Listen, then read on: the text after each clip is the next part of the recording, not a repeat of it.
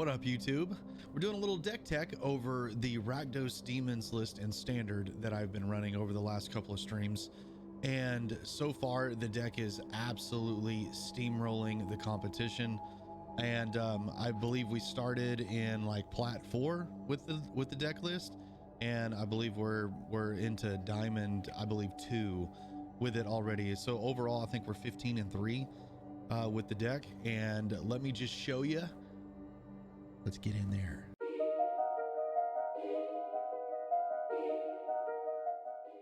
All right, so here's the deck list. Once the Dragonstorm has come out, here's some adjustments that we've made to the list, and this is the deck that we went 15-3 with so far. So 2 cut downs. I actually was running 4, but the 2 cut downs, they just haven't been as impactful. It seems like a lot of people are brewing around enchantments and ramping and playing some huge dragons and different stuff like that. So there's a lot of play testing going on right now, but a cut down just doesn't seem to be just primarily that much needed. Obviously mono red is still very good, so you have to, anytime you run up against it, you got to be able to deal with it. So cut downs important, but we're being more aggro based, which ends up helping us be a lot better against the mono red matchup. Because what mono red doesn't really like is for that aggression to be right back into their face. And what a great card that helps us do that is actually Bloodghast, because we are attacking no matter what, and then all of a sudden we can start to overthrow them in damage really easily, since we have the Unholy Annexes with now the 4 copies of Rakshasa. So if you play Rakshasa on turn 2, then turn 3 Unholy Annex, you're gaining life, you're draining their life, and you've got a 5/5 on the battlefield that is a huge threat with trample. So it's very, very good. And then if we get into a lot of sticky situations when you get to some of that mid to late game, and you're just having to throw some extra damage at the opponent, Sell-Sword, the burn together aspect of that card has been an absolute powerhouse that you can just kind of win games out of nowhere. An incredible card, and I'm considering putting a 3rd copy back in, but as of right now, the deck is running really smooth right now, so I don't want to really make too many adjustments there. 3 go for the throats. Like I said, a lot of big stuff is happening, but when you have more of a mid-range style of a format, you have hyper aggro with mono red, then you have a lot of the mid-range decks that people are brewing with all the different dragons and enchantments that are and sagas that are in the set. And then so Sheoldred's Edict has been very, very good too, and we actually have 2 more copies in the sideboard as well. But Undead Sprinter, a powerhouse. When you have Bloodghast and Undead Sprinter, being able to have the potential with haste with Bloodghast, but then having haste and trample with a 2/2 that can bring stuff back when your Bloodghast dies, you can bring back the Undead Sprinter. Then we got 2 copies of Urabrask Forge, because why not? I mean, it's a super aggro card. It's really good against domain, and it's really hard for everyone to kind of deal with this card over time. And obviously it just grows and grows and grows. But because there is so many bounce mechanics in the format, that Forge has become, that's why I'm not running 4 copies like I was. It's a great card, but I need it to be more aggressive. And so I actually cut 2 of the forges for 2 of the Rakshasas, and so we're just more aggression, more in your face kind of stuff.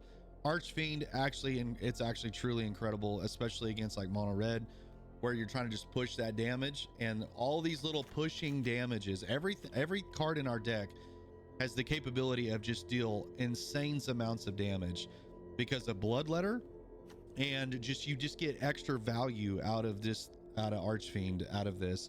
Sheoldred, obviously a powerhouse. It's just a 1 copy. I mean, I don't even know if we fully need it, but it feels like every time we play her, it seems really, really strong, because more than likely I'm playing this later in the game since I only have 1 copy. And then you have all of these other bigger threats that are on the battlefield, and then when Sheoldred hits, it's kind of like, okay, we're out of removal, we're out of everything. And if Sheoldred, the longer she sticks around, obviously she just wins the game. And the Unholy Annex, insane card. And here's our land layout. I'm actually toying around cutting the Demolition Field because I'm so tight with mana and needing specific mana in a lot of these cases where it's double black. It's a lot of double black, a lot of triple black, and then you're splashing red for just Undead Sprinter and Forge. I'm really considering just getting rid of Demolition Field because I haven't really been using it. I feel like I either win the game before man lands become a problem, or there's not a really land that I'm truly terrified of. So I'm thinking about just cutting that copy altogether. I did, and I'm also considering lowering to 2 copies of Restless Vents, just mainly because those tapped lands can really hurt you, and they've come to bite us in the butt a few times between the theater and the Restless Vents. That's 5 untapped lands. I don't really care for that. We might have to adjust that. But those are going to be your major tweaks that I do to the deck, is maybe get my mana base a little bit more dialed in. But having this ability to have this card out there that's going to draw you a card, discard a card, and still give some a little bit of extra damage to get through. Now let's go through our sideboard. Against those control and real grindy matches, the Duress has been very good. I'm still, with the new meta, it's still kind of interesting on trying to figure out when these go in versus when they don't, because there's so many people playing enchantments that are just really powerful. I have two Disfigures for the mono red matchup. These seem to be better because if you can kill the lizard before that thing gets out of control, then you're not going to take so much face damage, which is also very helpful. The ghost vacuums have been incredible. A lot of people are playing a lot of graveyard stuff. Stone Brains for any of the combo types cards that are just really difficult to deal with.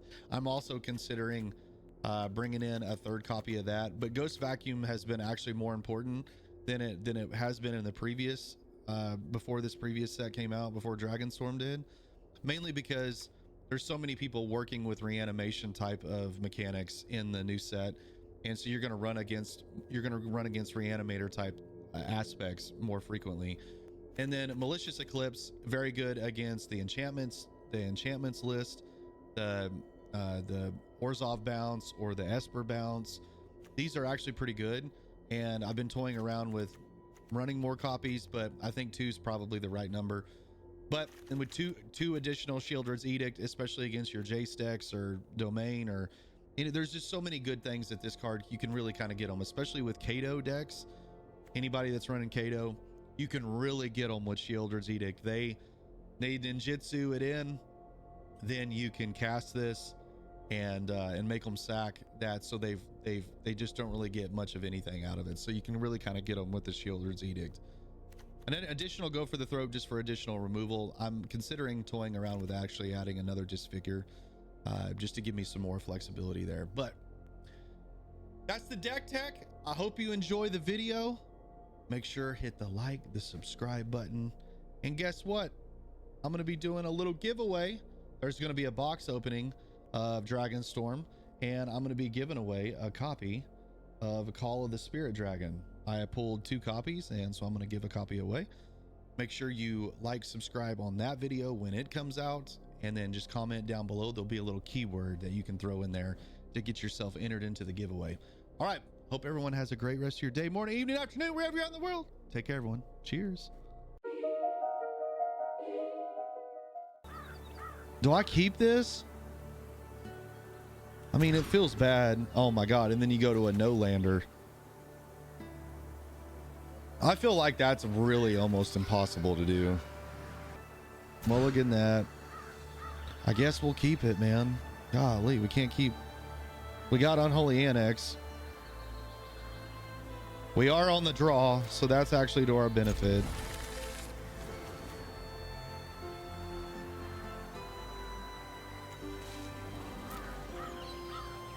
They mulligan to 5-2. I feel your pain, brother. I was really hoping I guess they don't have a tear. Up the beanstalk, not good. They didn't hit another land, so that's actually kind of fire. So we're 100% Archfiending now. Time to hit the gas. Good Lord, look at these lands. Holy cow. Holy cow. They might be playing Llanowar Elves. No, this is Domain. Cut down, no good. I think it's what I'm playing against.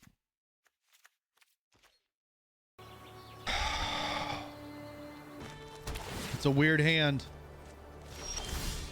What a draw. What a freaking draw.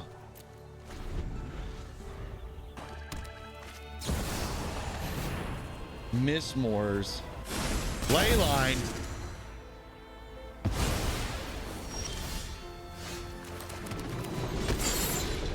Let's hope they don't have a billion Leyline bindings in their hand.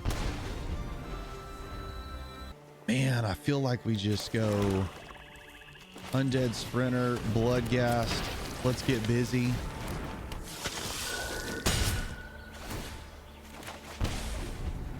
Next turn we go Vents into Archfiend. Okay, so I think we have to Archfiend here because we're gonna get more value here. We will get more value. They lose 2. I might actually keep a hold of this land right now. No, it might be better to... I think we're gonna need it. Yeah, we're gonna draw an extra card, so looky there. We drew another land.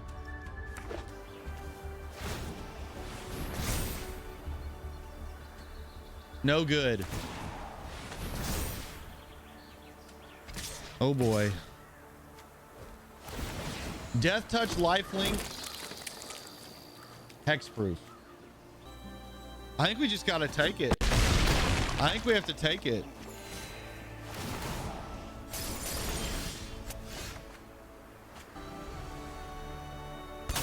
I just feel like we're super dead no matter what we do here.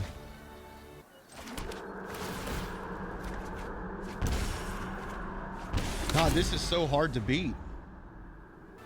I mean, if they didn't, if Xur didn't give it lifelink,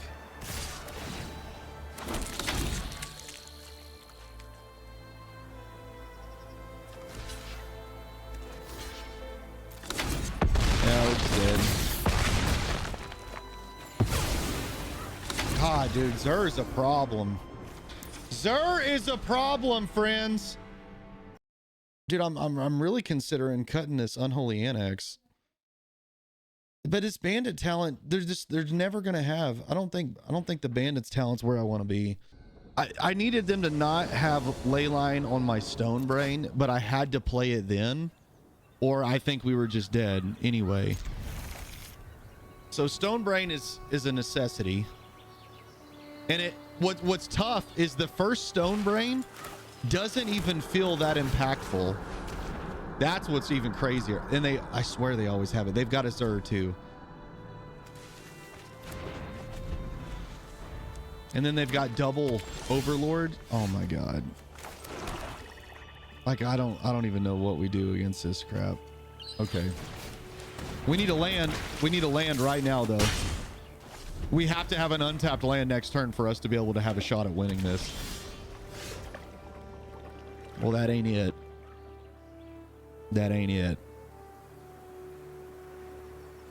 They have a land. They can cast. They can't cast Xur. So maybe if they don't have a Leyline, we can get Xur out of their hand. Dude, I might even take over the green Overlord, but they probably just draw into the white one.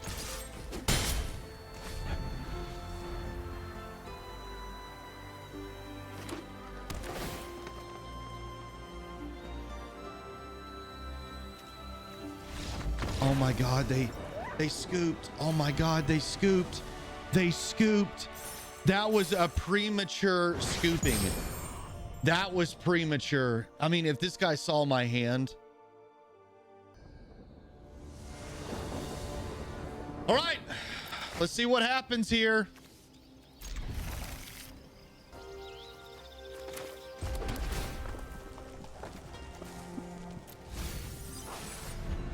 We need lands, and we need them right now. They're gonna make me discard that, so I'll probably just hold up this cut down for the scavenger.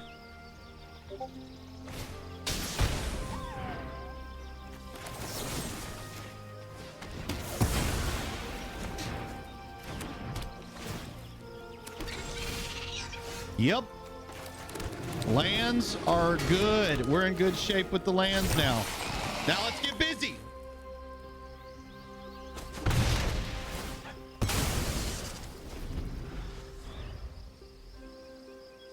Dude, they kept a one lander. Orlando. Rule number one. Rule number one, brother.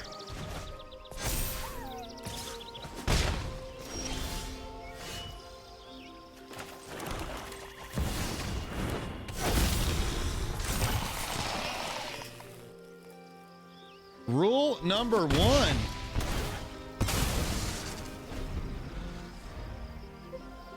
I think I'm actually just going to go ahead and Bloodghast.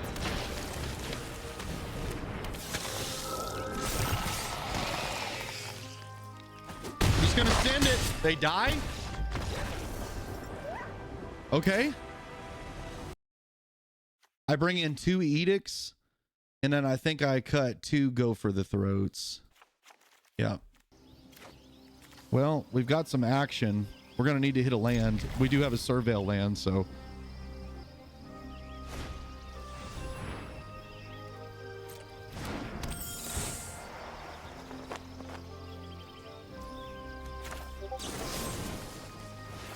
Get rid of the non-token. Oh, man, we're taking 6. Just kidding. Oh, we may just be dead here, honestly.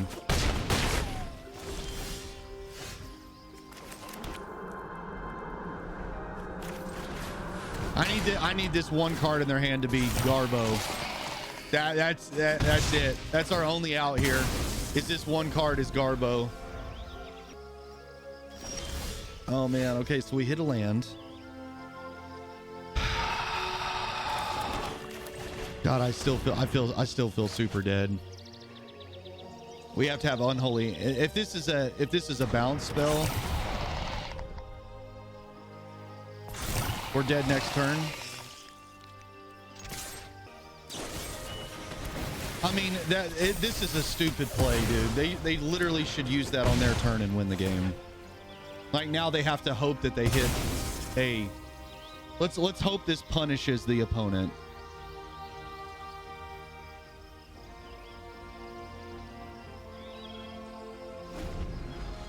Don't have a... Oh, okay. They weren't punished. Oh, then they get to return. Do they have a 1-drop? They don't, but they have another go for the throat. Okay, how do we get out of this? We would maybe have a prayer. How much could we have done there? It's going to be 3. If I take 2. Yeah, I'm just super dead here.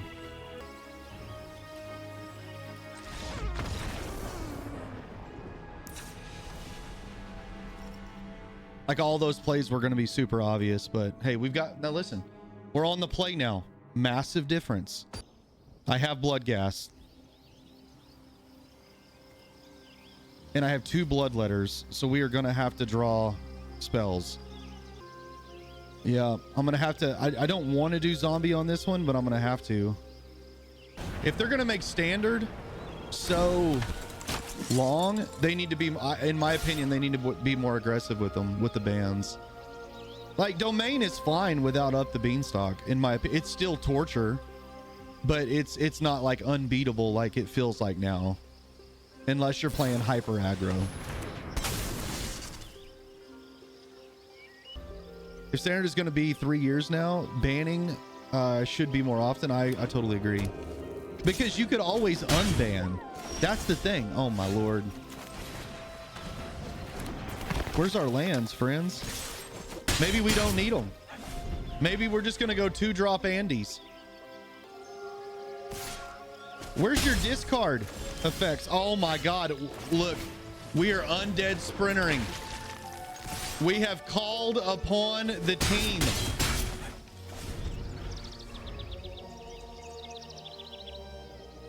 This is actually kind of hilarious. Brawl is fun, honestly. I just never got into it. Dude, what do they have in their hand? Guys, where's our lands? They have to be present, right?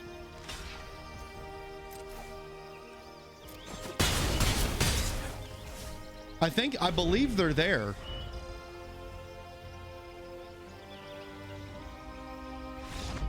Oh my God, dude, we just won that with 3 Undead Sprinters.